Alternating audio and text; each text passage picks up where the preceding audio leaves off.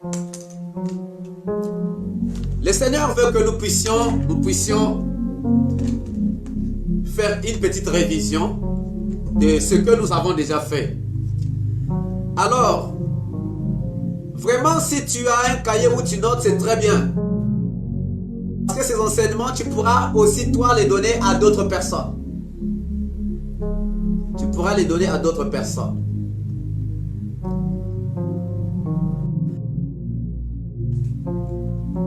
Aujourd'hui, nous allons faire cette journée, en fait, nous allons faire ces 2 jours à partir d'aujourd'hui jusqu'à demain. Nous allons faire uniquement la prière.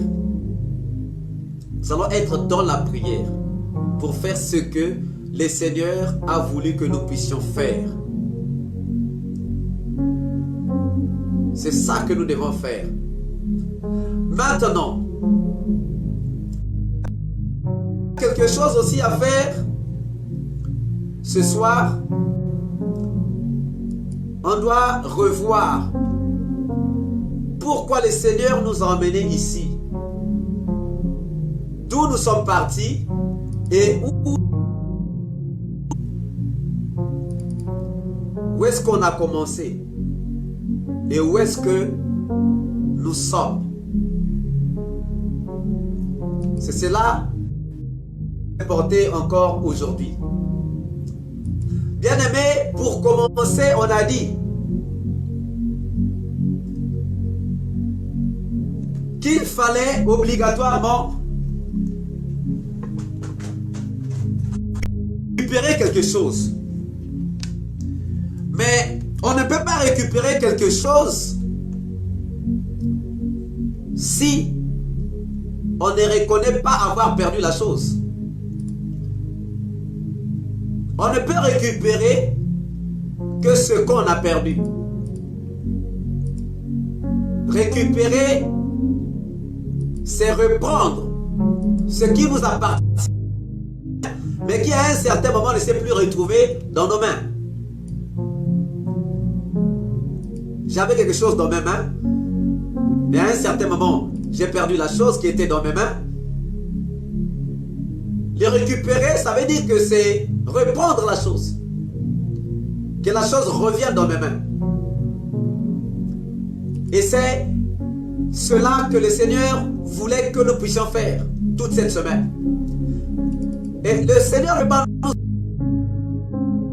s'il n'avait pas remarqué les choses que nous, on avait perdues. Si le Seigneur nous a emmenés dans cette dimension, oui, qu'il y avait des choses que nous, on avait perdues. Il y a des choses qui nous appartenaient, mais qui n'étaient plus dans nos mains. Ces choses-là nous appartenaient, mais ces choses à un certain moment n'étaient plus dans nos mains. Mais puisque c'était à nous, qu'est-ce que Dieu a fait? Dieu a voulu que nous puissions reprendre parce que c'était vraiment à nous. Ce n'est pas des dons. Ce n'est pas pour rien que Dieu fait des projets dans la vie de quelqu'un.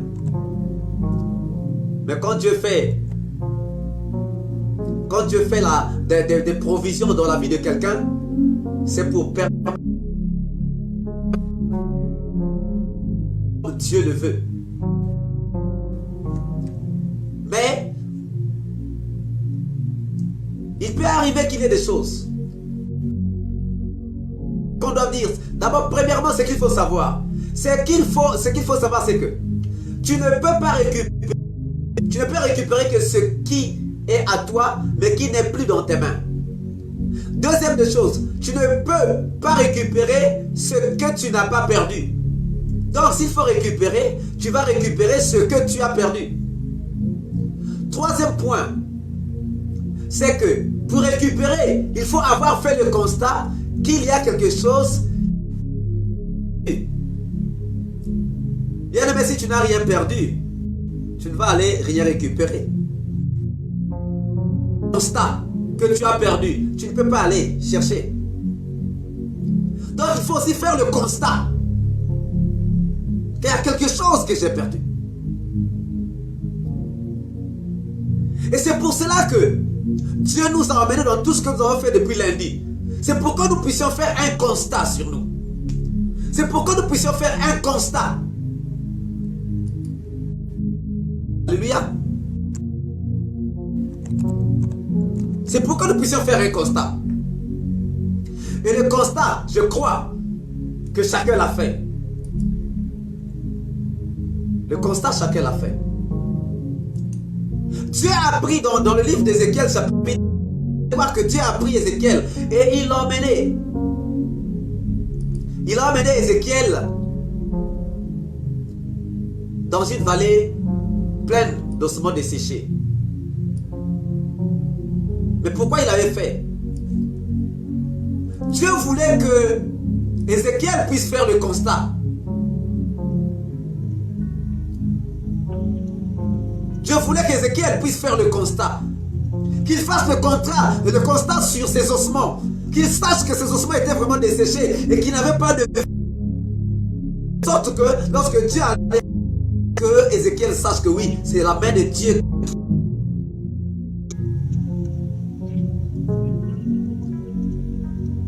La Bible dit qu'il a fait tourner Ézéchiel autour des ossements, autour de la vallée, tout autour de la vallée, pour qu'il regarde à gauche, à droite, devant comme derrière, en haut comme en bas, et qu'il se rende compte que les ossements étaient desséchés. Alors Dieu nous a emmenés, bien-aimés, dans ce que nous avons vu depuis lundi. Parce que Dieu voulait que nous puissions faire le constat. Dieu voulait que nous puissions constater réellement que effectivement, il y avait quelque chose de perdu dans notre vie. Il y avait quelque chose de volé dans notre vie. Il y avait quelque chose qu'on avait perdu et qu'il fallait maintenant reprendre cette chose. C'était ça.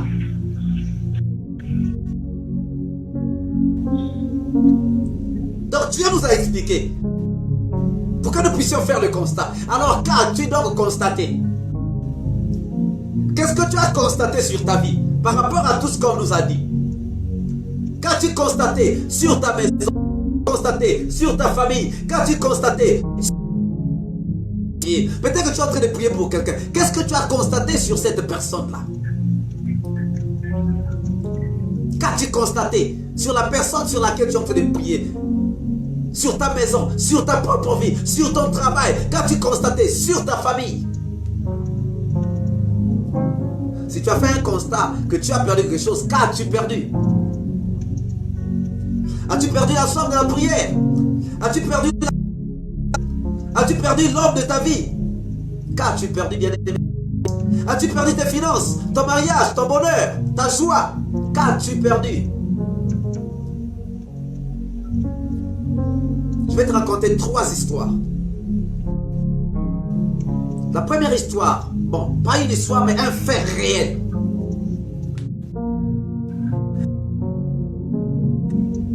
Elle était bien dans son foyer. Son mari venait d'avoir 2 promotions de 2 ans. En 2 ans, il avait eu 2 promotions. Et la mère de la femme s'est dite, ah non, le mari là, comme il est en train de progresser, il risquera de refuser ma fille. Elle est allée prendre sa fille pour aller consulter un féticheur, pour aller sceller l'amour, pour aller sceller l'union. Le mari est en train de monter, il risquera de finir par refuser ma fille. Donc il faut qu'on aille sceller cet amour-là, il faut qu'on aille sceller ce mariage chez un féticheur. Bien aimé, les féticheurs aussi avaient ses clients et ses clientes qui veulent aussi chercher un foyer. Et ils sont partis, elles sont parties. Qu'est-ce que le féticheur a fait? Puisqu'elle a déjà bouffé leur argent, vous êtes venus me voir, donner l'argent, ils ont payé et sont repartis. Un mois après, la femme a été chassée du mariage. Elle a été chassée du foyer. Pourquoi? Son foyer, elle était allée donner à un féticheur. Au lieu de remettre ça entre les mains de Dieu, elle avait pris, elle avait donné, elle avait remis aux mains d'un féticheur. Et le féticheur a fait quoi? Elle a récupéré. Le féticheur travaille pour le diable. Le diable ne vient que pour voler, égorger et détruire. Il a récupéré, il a donné, il a vendu aux clientes qui cherchaient des foyers. Une femme sage bâtit son foyer, mais une femme insensée le renverse de ses propres mains. C'est elle-même qui a volé son foyer. Elle a perdu son foyer. Mais ce n'est pas quelqu'un qui a volé son foyer. Ce n'est pas quelqu'un qui a pris son foyer par hasard. C'est elle-même qui est allée donner. Nous commettons quelquefois aussi des erreurs comme ça. Bien aimé, un deuxième. Une femme avait 3 filles qui avaient été bien éduquées. Vous savez, chez nous au Congo, les femmes protestantes, en fait, les filles qui sont issues des couples protestants, c'est des femmes assez éduquées. Et dans des foyers tranquilles. Mais parmi les... il y avait une qui aimait vanter son mari. Oh, moi, quand on ira passer les vacances en France avec les enfants. Oh, moi, mon mari, elle m'a acheté des cadeaux. Ah, il m'a acheté une voiture. Ah, moi, mon mari, il m'a acheté une parcelle. Elle ne faisait que vanter son mari. Mais sa tante, la petite sœur, la grande sœur de sa mère aussi, avait des enfants, des filles, mais qui étaient à la maison. La jalousie. Elle est allée aussi consulter pour ses enfants. Même laisser des traces. Parce des noms.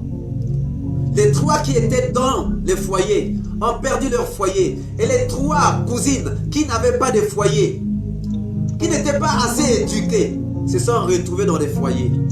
Et pire encore, la 3e est allée remplacer sa propre cousine dans son foyer. C'était une trace que le Seigneur voulait laisser pour dire, qu'il y a quelque chose, il y a anguille sous rose. Qui se retrouvent dans des foyers, mais vendus pourquoi? Parce que la bouche. Il y a des gens qui n'aiment pas garder des secrets. Bien-aimé, Joseph a été pourchassé, a été vendu parce qu'il avait expliqué ses rêves. C'est parce qu'il avait expliqué ses rêves. Il y a des gens qui ne seront pas contents de tes rêves. Il y a des gens qui ne seront pas contents de tes projets. Il faut que tu saches à qui tu parles. À qui tu peux dire ceci, à qui tu ne peux pas dire cela. Voilà. Ces 3 filles sont retrouvées encore à la maison. Pourquoi? Parce que il y a une qui n'avait pas pu garder le secret. Il y a une qui était obligée de tout exposer. Il y a des choses qu'on appelle les masolo et akati. Les pourparlers de l'intérieur. Les paroles de l'intérieur, de l'intimité. Il y a des choses qui doivent seulement se passer entre toi et quelqu'un. Il y a des choses qui ne doivent pas arriver chez n'importe qui. Celles-là, les 3 là, ont perdu. Parce qu'il y avait quelqu'un qui avait trahi à cause seulement. Donc, elle avait ouvert les portes.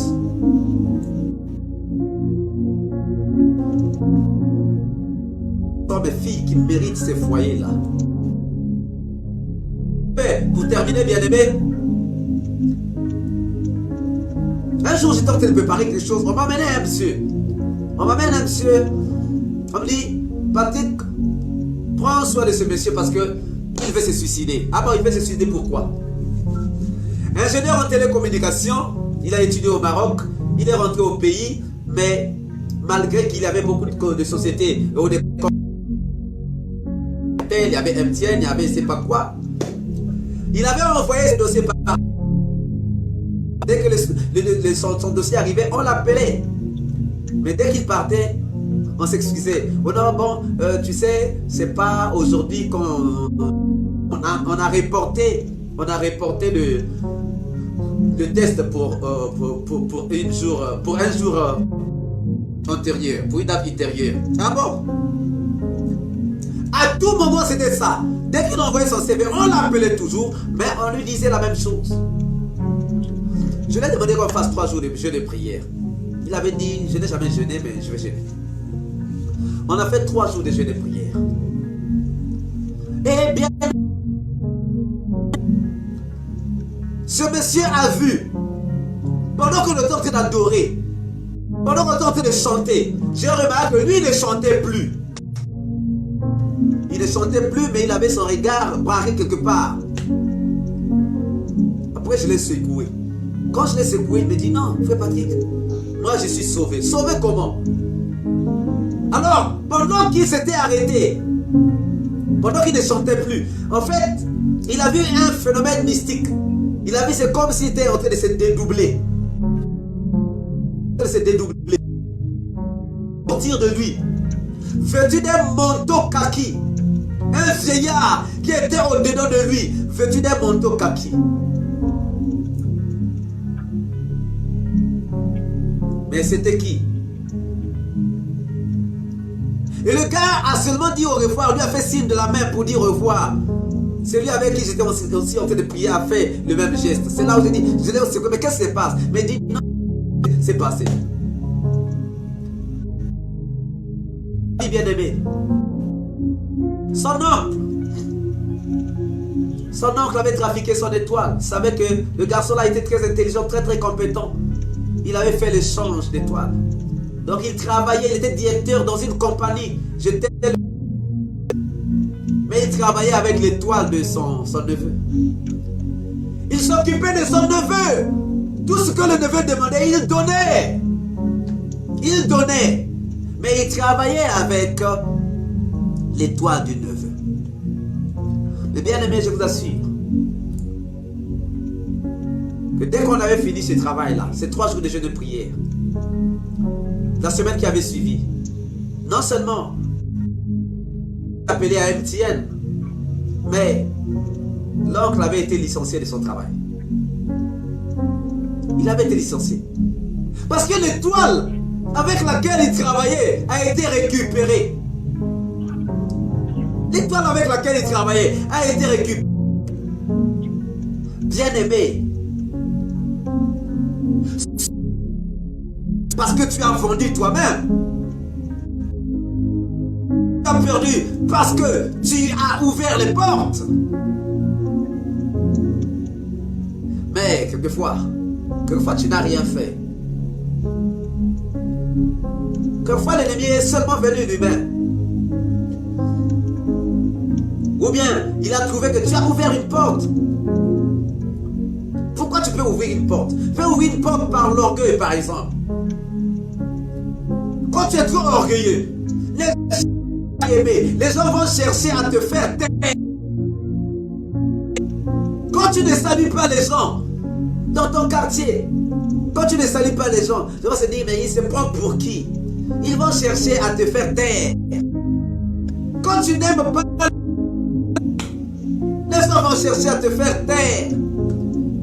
Quand tu veux être supérieur à tout le monde, les gens vont chercher à te faire taire. Voilà, quelquefois ce qui attire la colère des autres. Bien-aimés, soyez en paix. Soyez en paix avec l'entourage. Soyez en paix dans le quartier. Soyez en paix dans la famille. Soyez en paix au niveau du service. Ne vous prenez pas pour Superman. Ne vous prenez pas pour Superwoman. Soyez en paix avec tout le monde. Parce que sinon... Non. Mais même si tu ne fais rien, l'adversaire peut toutefois venir. Parce que déjà, l'adversaire te prend pour... Parce que tu n'es pas dans son camp. Tu n'es pas dans son camp, tu es... Rien qu'à cause de ça, il va te combattre. Rien qu'à cause de ça, il va te combattre parce qu'il ne veut pas que toi tu puisses progresser. Il ne veut pas que toi tu puisses être dans la joie. Il ne veut pas que toi tu puisses... Tout ce que Dieu a mis en toi qui peut t'accorder du bonheur, l'adversaire n'est pas du tout d'accord. Il n'est pas du tout d'accord. Et jamais il ne sera d'accord avec ça. Jamais. Dieu a mis en toi des projets qu'il va réaliser. Et Dieu dit que ces projets, ce sont des projets de bonheur et non de malheur. Ces projets, c'est pour t'accorder l'espérance et la vie. Mais le diable n'est pas d'accord que tu vives ton bonheur parce que lui, le bonheur, il le cherche pour ses enfants. Voilà pourquoi il est obligé de ce que tu as pour aller donner à ses enfants. Ce n'est pas pour rien que les féticheurs ont des clients. Les clients des féticheurs vont chez les féticheurs pour aller chercher ce qu'ils n'ont pas, pour aller chercher ce que nous avons. Et pendant que nous dormons, ils viennent, ils volent et ils donnent à leurs clients. Bien-aimés, les féticheurs commencent à donner la richesse, la prospérité aux gens, les enfants aux gens, commencent à donner le mariage aux gens, commencent à donner le travail aux gens, le succès aux gens. Mais tout don parfait vient de Dieu. Mais où est-ce qu'eux ils trouvent ça? Ils volent ça quelque part. Ils volent ça quelque part, bien-aimés. Ils volent ça chez moi, chez les enfants de Dieu. Mais il y a une bonne nouvelle, bien-aimés. Il y a une bonne nouvelle. Mais la bonne nouvelle, c'est laquelle? Dans Joël chapitre 1, verset 4 jusqu'au verset 6, il est dit ceci. C'est que le gazon, c'est qu'a laissé le gazon, la sauterelle l'a dévoré. C'est qu'a laissé la sauterelle, le gélec l'a dévoré. C'est qu'a laissé le gélec, le asile l'a dévoré. Réveillez-vous, buveurs de vin, gémissez, parce que le mou vous... Le peuple est venu fondre sur mon pays, puissant et innombrable. Il a des dents d'un lion, les mâchoires d'une lionne. Dieu a fait un constat. Le constat que Dieu a fait. Qui est venu? Qui a dévoré? La sauterelle dévorée. Comme elle n'a pas fini ce qu'elle devait dévorer, le Sélec est venu dévorer. Après le Sélec, le asile est venu. Ça veut dire que dans ta vie, il y a un autre personne qui est venu, qui a volé ton mariage. Mais comme il t'a pas pris ton bonheur, comme ton bonheur.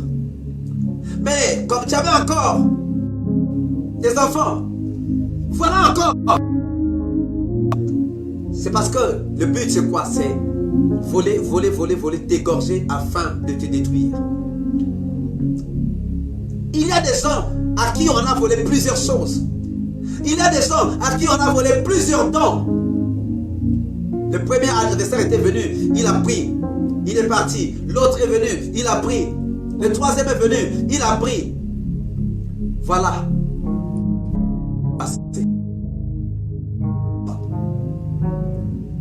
Voilà, bien aimé, comment ça s'est passé dans la vie de certaines personnes qui se retrouvent à un certain moment après avoir tout perdu. Mais ça, c'est le constat que Dieu... Quand Dieu parle de ce constat, le Sélec était... Le gazon est venu. Le gazon est venu, il a... Mais il n'avait pas tout fini. Après le gazon, le Sélec est venu. Il a... L'asile est venu. Après l'asile, les sauterelles. Parce que but, c'était de te terminer. Leur but, c'était de tout dévorer. C'était ça le but. Donc Dieu a fait ce constat. Dieu dit que ces gens-là sont venus. Ces adversaires-là sont venus. Ils sont venus comment? Dieu est en train de les décrire avec des langues dons. Ils sont venus avec des langues dons. Dieu dit que ces gens-là sont venus avec une très très très mauvaise apparence. Ces gens-là sont venus avec des mâchoires tellement grosses pour attirer, pour mettre beaucoup. Mais bien aimé, après avoir fait le constat, après avoir fait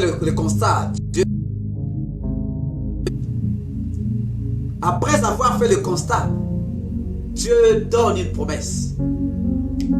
La promesse se trouve dans Joël chapitre 2, verset 25. Il dit, je vous remplacerai les années qu'ont dévoré la sauterelle, les gélèques, les asiles et les gazons, ma grande armée que j'avais envoyée contre vous. Le gélèque, les asiles, les gazons, les sauterelles sont venus dévorer. Mais tout ce qu'ils ont dévoré, moi Dieu, ça c'est la promesse de Dieu. Toutes les années dévorées, moi Dieu, je vais vous les remplacer. Tout ce qu'on vous a dévoré, moi Dieu, je vais vous le remplacer. Alors bien aimé, voilà la promesse de Dieu. Et Dieu n'est pas un homme pour mentir, ni un fils d'homme pour se repentir. Il n'est pas un homme pour mentir. Il n'est pas un fils d'homme pour se repentir. Tu as fait le constat. Ce soir, tu as fait le constat. Et nous allons travailler à la base de ce constat. C'est à base de ce constat bien aimé, que nous allons travailler ce soir.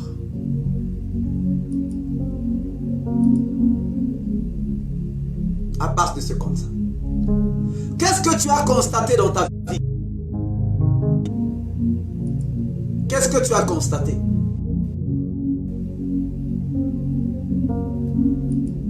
Ce constat doit te motiver.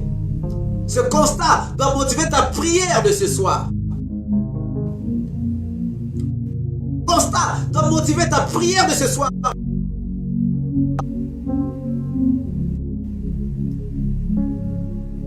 Oui, tu as fait un constat. Tu as fait un constat. Qu'est-ce que tu as perdu? Qu'est-ce que tu reconnais avoir perdu?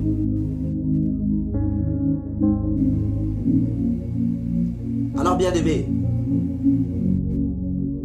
soir,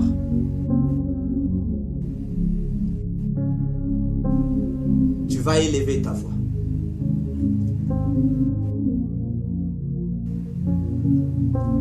Que tu vas prier.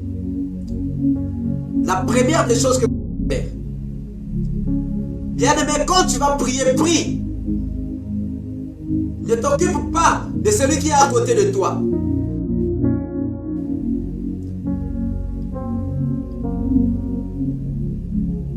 Quand tu vas prier, prie. Le premier point, nous allons encore demander pardon à Dieu.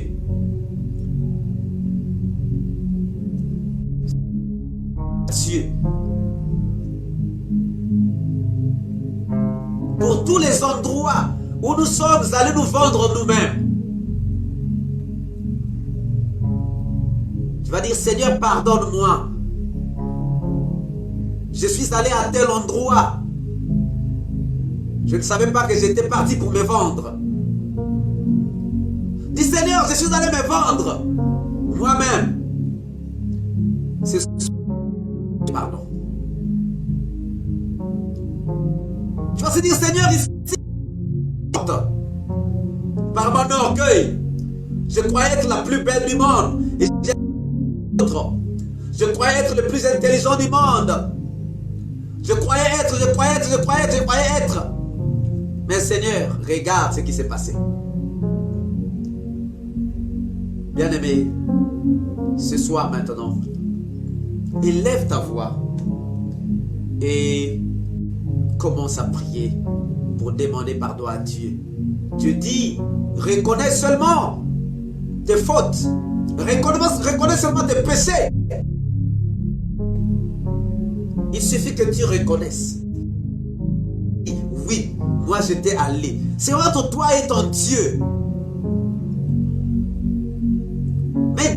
pardon à Dieu sincèrement, que ça sorte de ton cœur. C'est la clé, bien-aimé.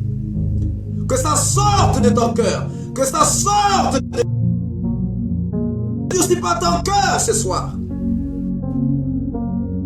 Tu es en face.